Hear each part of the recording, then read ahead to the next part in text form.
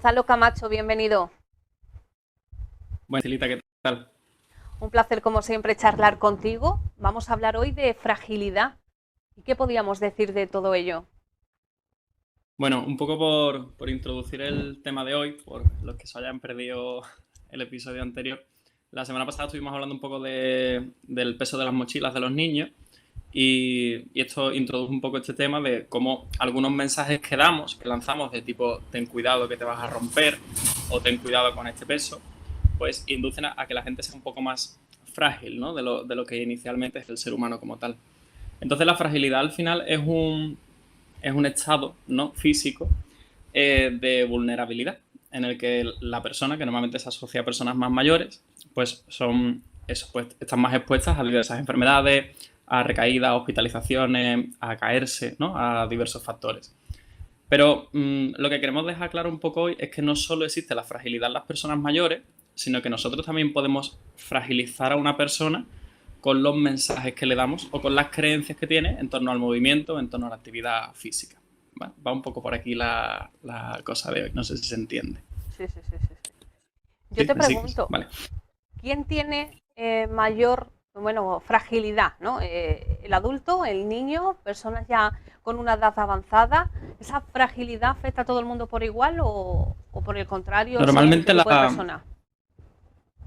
es un poco la pescadilla que se muerde la cola aquí, ¿no? Porque una persona mayor es más frágil, ¿no? Por norma general, por un estado fisiológico de envejecimiento de los tejidos, ¿no? Es un proceso normal. Pero tú imagínate una persona de mediana edad, ¿vale?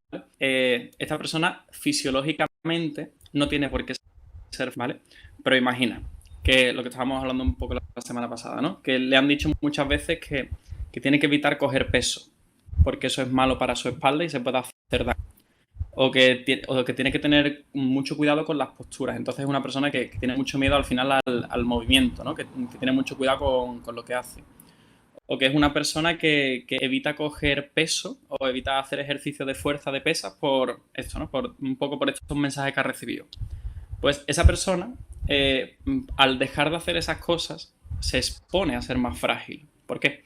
Porque al final la fragilidad es una medida de la fuerza, un poco que tiene una persona. Entonces, vamos a hablar un poco hoy de cómo se mide la Ujú. fragilidad, porque es una cosa muy relativamente sencilla de medir. Y entonces, sabiendo cómo se mide, pues podemos saber un poco cómo anticiparnos a esto, porque al final, pues todos nos exponemos un poco a esta fragilidad, pero en especial se expone una persona que tenga este tipo de creencias, que piensa que al final el cuerpo es eso, es débil, ¿no? Mucho, mucho más débil de lo que pensamos. ¿Vamos bien? Vamos, Sí. perfecto. Vale, Además, entonces mira, te voy a decir. sí, Sí, dime, dime. dime. Mira, te voy a decir tres criterios o tres factores que utilizamos nosotros habitualmente en la clínica para medir la fragilidad, ¿vale? Que son cosas que se pueden hacer muy caseras, ¿no? Muy en casa. Lo primero que medimos es la fuerza de una forma que es cuántas veces es capaz una persona de levantarse y sentarse de una silla Uf, en un periodo de tiempo, vale, ¿vale? Entonces es una medida muy sencilla. O sea, ahora mismo todos podríamos controlar 30 segundos, que es como en clínica, es como está validado científicamente, y ver cuántas veces nos da tiempo a levantarnos y sentarnos de una silla. ujú, Entonces, por debajo de ciertos valores, esto nos indica que podría indicar, bueno, pues fuerza de piernas. Pero hay números límite, ¿no? Por debajo de 8 o 10 repeticiones que nos dé tiempo. Si estamos por debajo de ese número, está asociado esta prueba con muchísimas enfermedades, muchísimas condiciones negativas de salud que vamos a tener a largo plazo. Incluso puede ser más fiable esta prueba para predecir enfermedad que una analítica. Muchas veces. Porque al final te está demostrando que la fuerza general de esa persona, pues, es tirando a poquito, ¿no? Entonces, ¿qué aplicación práctica nos llevamos a esto? Si no queremos ser una persona frágil, tiene sentido que te levantes y te sientes de una silla varias veces en un día. vale. Entonces, al final nos vamos a eso. Ujú. Al final, sí, tenemos una medida de personas mayores, de Sí, tercera edad, pero que si me la llevo al día de hoy, simplemente con que yo no me mantenga mucho tiempo sentado, estamos sí, consiguiendo ese efecto de evitar la fragilidad. vale. Me hablabas anteriormente de una prueba que haces y perdona que te interrumpa. Algo de 30 Ujú. segundos. ¿Cuánto eras capaz de levantarte en 30 segundos? ¿He entendido bien? Ujú. ¿Cuánto Sí, habría? exactamente. ¿Cuál es el valor? Por debajo de 10 o por debajo de 8, esa persona tiene riesgo. Vale. Tiene riesgo de caída, riesgo de hospitalización, riesgo de enfermedad cardiovascular, riesgo de muchas cosas. Es más probable que lo tenga que una persona que haga más. Vale. Mis compañeros se están riendo por aquí, ¿sabes por qué? Porque saben que Estilita dentro de un rato en la próxima publicidad se está levantando de la silla intentando que no sean ni 8 ni 10, que sean 20. Sí. Ahí va. A partir de 10, 12, que es lo que suele dar tiempo, todos Sí. estamos contentos. Yo se lo digo a los pacientes para que corran un poquito, para que no se preocupen. Pero bueno, la aplicación práctica de todo esto al final es eso. Una persona que no es frágil tiene la capacidad de levantarse y sentarse de la silla. Y estas cosas no nos nacen. O sea, Sí. hay que hacerlo. Claro. Entonces, pues, si una persona que no es sedentaria al final, o que no pasa muchísimas horas sentada, pues al final evita esa fragilidad. Y evita, pues ya te digo, todas las enfermedades o todos los riesgos asociados al sedentarismo y a la fragilidad. ¿Sí? ¿Va por ahí la cosa bien? Va muy bien. Entonces, hemos dicho un criterio. El segundo criterio sería la velocidad de la marcha. Es decir, la velocidad a la que una persona camina habitualmente. ¿Cómo se mide en clínica esto? Pues se hace una prueba que se llama test de 6 minutos marcha, que es simplemente ver en 6 minutos cuánta distancia recorre una persona. Y entonces esto, se hace algo, pues la velocidad a la que camina. Vale. La aplicación de esto es súper sencilla. Una persona frágil camina, pero una persona frágil tiene capacidad de caminar rápido. O sea, una persona que no es frágil, camina, pero además tiene capacidad de caminar rápido. De caminar a buen ritmo. Entonces tú claramente piensas, ¿no?, en ese anciano muy mayor, muy deteriorado, que le cuesta la vida cada paso que da. No hay que llegar a ese extremo. Nos podemos encontrar personas con 30 años, 40 años, que son incapaces de llegar al autobús, de meter un sprint, ¿no?, caminando. Entonces, es otro criterio y además yo creo que todavía el de la sentadilla, pues bueno, está más o menos validado, pero este test de los 6 minutos marcha sí que se ha estudiado igual que te digo que da mucha más información a veces que una analítica, sí. Da muchísima información sobre muchísimos factores a futuro, incluso factores tipo días de hospitalización. Vaya. O sea, si te van a operar o te van a meter en el hospital por cualquier cosa, por COVID incluso, está estudiado, a partir de ciertos números de velocidad de la marcha es más probable que pases más días en el hospital. Vale. Gonzalo, entonces, al final son factores... Te pregunto, en base a lo que me cuentas de los 6 minutos marcha, ¿qué digamos, distancia tenemos que recorrer para saber que estamos en plena forma y tenemos buena salud y que no vamos a tener complicaciones? Este es un poco más complicado hacerlo de forma casera. Normalmente se pone una distancia de 10 metros con 2 conos y se dan vueltas, ¿no? Y entonces nosotros lo que contamos son las vueltas. Vale. Que da toda la distancia. Pero muchas veces pues, no tenemos ese espacio. Pero simplemente, si puedes caminar a buen ritmo, ya tienes un indicativo de que la fragilidad va a menos. Si simplemente, porque muchas veces nos conformamos con caminar como actividad física, ¿no? Yo a mis pacientes siempre le pregunto, ¿qué actividad física haces? Y me dicen, yo camino. Y es como, yo paso la prueba, ¿no?, de actividad física. Totalmente. Y es verdad que caminar es lo mínimo, es lo básico, pero hay mucha variabilidad dentro de caminar. Entonces, el poder subir escaleras, el poder subir cuestas, el poder hacer cambios de ritmo, o sea, hacer tramos de caminar rápido y caminar descalzo, es algo que da variabilidad a la hora de caminar y que todo lo que sea variar el ejercicio tiene más adaptaciones, tiene más beneficios. Claro. Entonces, por eso se hace este tipo de mediciones de ver la velocidad máxima, porque tú al paciente o a la persona le dices que camine lo más rápido posible, que a ver hasta cuántas vueltas puede dar en este tiempo, ¿vale? Entonces estábamos con que para saber si una persona es frágil, tenemos que saber cuántas veces se levanta y se sienta de una silla. O sea, la gente muy sedentaria, por lo tanto, está más expuesta a la fragilidad. Y la gente que camina despacio o que tiene poca fuerza a la hora de, o poca capacidad cardiovascular también, que también es algo que te da una información indirecta a esta prueba, pues también está más expuesta a la fragilidad y por tanto a la enfermedad futura. ¿Vale? Y tercer criterio, que los tres son fáciles, el tercer criterio es la fuerza de agarre, es decir, la fuerza de hacer de prensión en las manos. Esto de forma casera pues, no se puede calcular, hace falta un aparatito, un dinamómetro, pero estamos en las mismas. Si queremos ir a la aplicación práctica, la persona que evita coger las bolsas del Mercadona porque le ha dicho el médico o quien sea que se va a descuajaringar si coge peso, Totalmente. es una persona que se expone a la fragilidad porque no agarra cosas. Entonces, por eso te decía que eran factores muy simples, pero muy validados científicamente y que dan mucha información Fíjate, es la sobre primera el vez que lo estado de la escucho. persona. Ujú. De eso iba ahí la sección, de primeras veces, de escuchar. Sí, De escuchar. sí. Pues Es que, sí, y dime.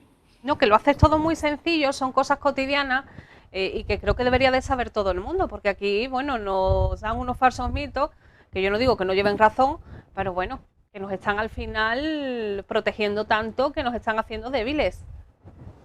Ese es el punto.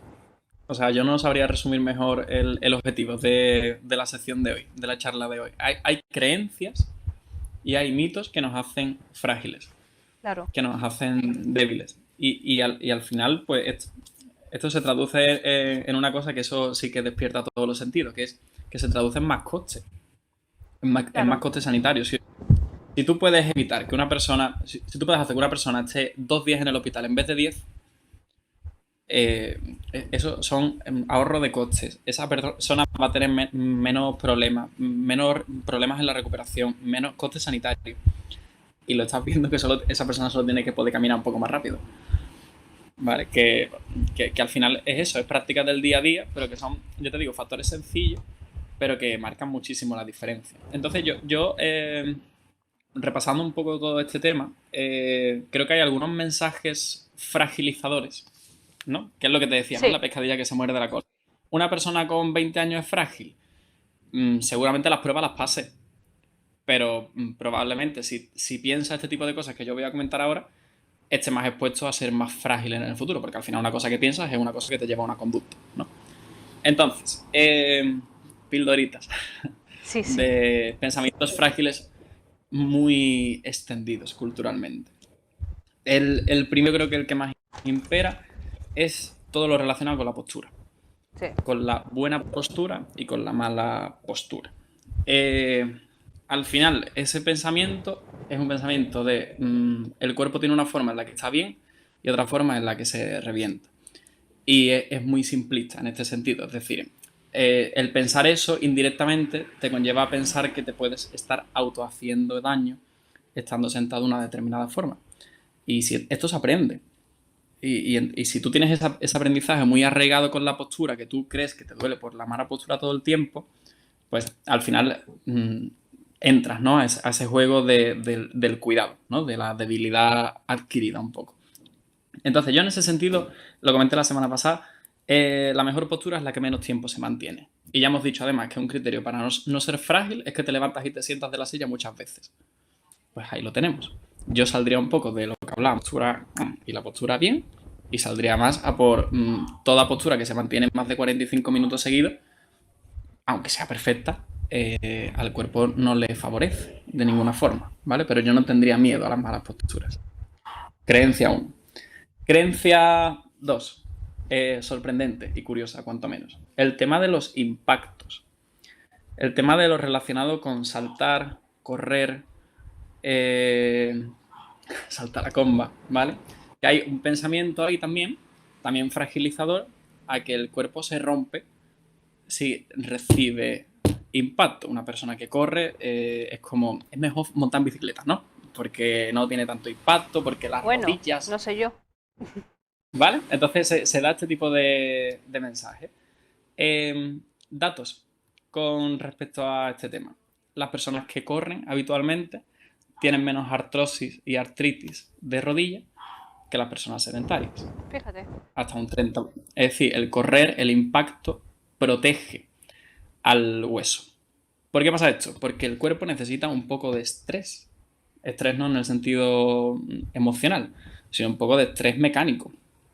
Lo que hablábamos un poco la semana pasada del entrenamiento de fuerza en niños y tal, al final el hueso es una estructura que si tú la estresas en su justa medida, crece y se hace fuerza. Cosas curiosas con respecto a los impactos. Son muy frecuentes las fracturas de cadera en ciclistas profesionales. Muy frecuentes. o sea, una cosa mala, muy frecuentes. Porque son gente que pasa muchísimo tiempo desgravitado, es decir, sin tener impacto sobre el suelo. Entonces suelen tener muy poca masa ósea, Fíjate. por lo general. Entonces, yo evidentemente no digo que montar en bicicleta sea malo, pero imagina al nivel profesional, una persona que corra la Vuelta a España o un Tour de Francia, estará muy expuesta a las fracturas óseas en este sentido, porque no hay ese estrés, ese impacto y tal. Entonces, bueno, algo que se suele tener mucho cuidado también con el impacto. Pues bueno, yo animo a la gente a que se mueva un poquito más y que no tenga miedo al impacto o a pegar una carrerita de vez en cuando, ¿vale? Evidentemente no... Siempre, yo creo que el mensaje de esto es que debería haber más miedo al reposo que al movimiento, por lo general. O sea, que es muy complicado que alguien se lesione por este tipo de cosas porque al final el cuerpo te va a parar. O sea, si no tienes capacidad para correr, pues te va a dejar correr 10 segundos. Pues bueno son, ¿no? Por ahí se empieza. Y en este sentido, pues muchísimas creencias más que existen relacionadas un poco con esto, con la postura, con los impactos, con el entrenamiento de fuerza, ¿no? Que hemos hablado en otras ocasiones. Pero al final vemos eso, que la gente, el hecho de tener más masa muscular o el hecho de moverte un poco más, es salud pura y dura. Mucho más que otro tipo de actividades. Entonces, esto es interesante. Sí, Gonzalo, ¿cuánto tiempo al día deberíamos de estar en movimiento para tener o gozar, no solo en el presente, sino también en el futuro, una buena salud? Hay unas recomendaciones mínimas de la Organización Mundial de la Salud que no te las puedo decir ahora mismo simplemente porque las cambiaron hace 3 semanas. Entonces, esto es nuevo.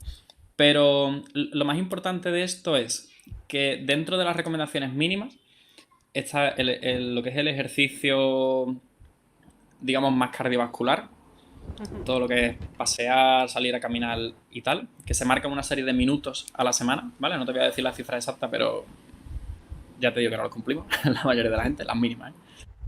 Y también se recomiendan, según el rango de edad en el que estés, entre 2 y 4 días de entrenamiento de fuerza o entrenamiento vigoroso. Es decir, dentro de las recomendaciones mínimas de actividad física siempre está la actividad leve, cardiovascular, y la actividad intensa. Entonces, lo que te comentaba, de que muchas veces caminar, por desgracia, no es suficiente, ¿vale? Solo un factor. Está bien, siempre suma más que resta, pero no estaríamos cumpliendo estos mínimos de actividad física recomendados por la gente que entiende de salud, en este caso. Pues son consejos. Me quedo sin tiempo, Gonzalo. La semana que viene seguimos hablando de más asuntos, pero si me dejaste la semana pasada impresionada, imagínate esta, porque creo que estamos enterrando muchísimos mitos que, lejos de beneficiar al ser humano, lo que están haciendo es acobardarlo para que cada vez haga menos. Y yo pienso que una persona cuanto menos hace, menos va a hacer, y es perjudicial para cuando cumpla una serie de años más y que la vejez la tenemos toda la vuelta de la esquina. Pues sí, y además eso, que el objetivo es que sean cosas más o menos fáciles y sencillas, que tengan aplicación. A veces te quedas con la teoría y escuché esto una vez, tal. No, o sea, ya hoy intenta caminar más rápido, intenta coger peso, intenta levantarte más veces de la silla. Ya lo tienes, es fácil. Ya lo tenemos, seguro. Gonzalo, te doy las gracias por haber estado con nosotros. Un abrazo. Gracias a ti, hasta otra. Gracias, Gonzalo. Pueden ir ustedes en todo momento a preguntarle, lo buscan por las redes sociales, que lo van a encontrar